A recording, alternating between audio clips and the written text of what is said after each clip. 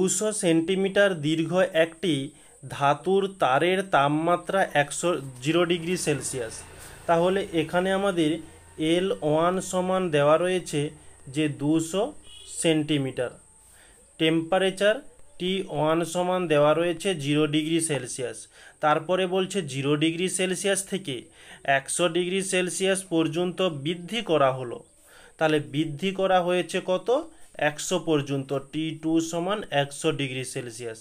বলছে তারটি 2.75 mm দৈর্ঘ্য প্রসারণ হয়। দৈর্ঘ্য প্রসারণ মানে ঠিক আগের অঙ্কটা যেমন করেছিলাম অনেকটা মিল রয়েছে। দৈর্ঘ্য প্রসারণ হয়েছে, এর অর্থ হচ্ছে যে L2 মাইনাস L1 সমান হয়েছে 2.75 mm। এখানে বলছে ধাতুটির দৈর্ঘ্য প্রসারণ গুণাঙ্ক কত, অর্থাৎ আলফা সমান জিজ্ঞাসা চিহ্ন। এখানে আলফা এর মান চেয়েছে। একটা জিনিস লক্ষ্য করো, আগে আমরা যে অঙ্কগুলো করেছি T1 T2 এবং L1 L2 এদের একক কিন্তু সেম ছিল। এই T1 হচ্ছে ডিগ্রি সেলসিয়াস ছিল, এটাও ডিগ্রি সেলসিয়াস ছিল। এটা মিটার থাকলে এটা মিটার, এটা যদি সেন্টিমিটার থাকতো এটাও তাহলে সেন্টিমিটার হতো। কিন্তু এখানে দেখো সেন্টিমিটার রয়েছে, এখানে মিলিমিটার রয়েছে। তাহলে যে কোনো একটাকে আমাদের পরিবর্তন করে দুটোকে এক করতে হবে। আমরা এখানে মিলিমিটারটাকেই পরিবর্তন করব, কারণ কি এটা হচ্ছে খুব ছোট একক। এই মানটা যদি আমরা রাখি একটু সমস্যার সৃষ্টি হতে পারে। এই কারণেই মিলিমিটার থেকে আমরা সেন্টিমিটারে যাব। তাহলে সেন্টিমিটারে যাওয়ার জন্য 2.75 একে আমরা 10 দিয়ে ভাগ করব।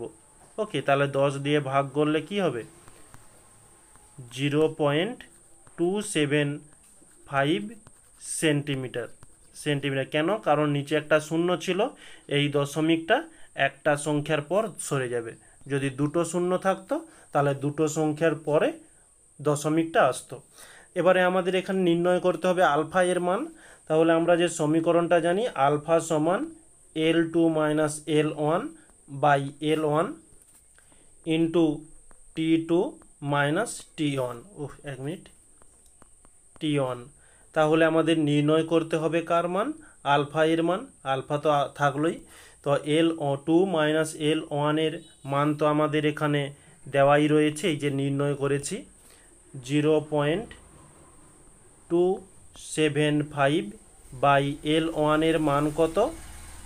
200 ইন্টু T2 মাইনাস T1 এর মান কত হবে? T2 এর মান হচ্ছে 100 মাইনাস T1 হচ্ছে 0, অর্থাৎ এটি হয়ে যাবে 100। তাহলে T2 মাইনাস T1 এর কাছে 100 দিলাম। আচ্ছা, এখানে যদি পয়েন্ট উঠে যায় নিচে একের পিঠে 3টে শূন্য চলে আসবে, কারণ দশমিকের পর 3টে সংখ্যা রয়েছে। ওকে, আচ্ছা, একে আমরা একটু সমাধানভাবে ভালোভাবে সাইজে করে লিখতে পারি যে 275কে 275 থাক। ওকে, আচ্ছা, এই যে 2 রয়েছে, 2কে আলাদা নিয়ে নিলাম। 2 ইন্টু 1 2 3 4 5 6 7, একের পিঠে কটা শূন্য রয়েছে?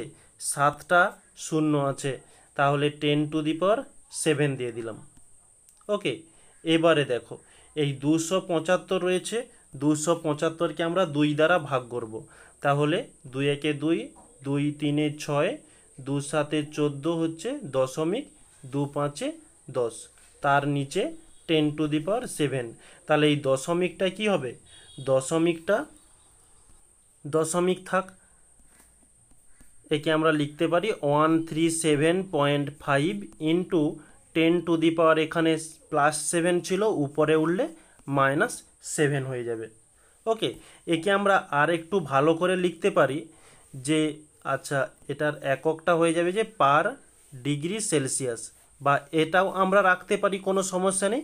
বা একে আরেকভাবে লিখতে পারি আমরা। দেখো, যতগুলো দৈর্ঘ্য প্রসারণ গুণাঙ্ক পড়েছি প্রত্যেকের পাওয়ারে 10⁻⁻6 রয়েছে, তাই আমরা চেষ্টা করব একে 10⁻⁻6 করার জন্য।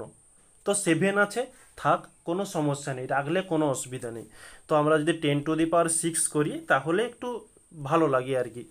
তাহলে এটা হয়ে যাবে যে 13.7 ইন্টু 10⁻⁻6 পার ডিগ্রি সেলসিয়াস।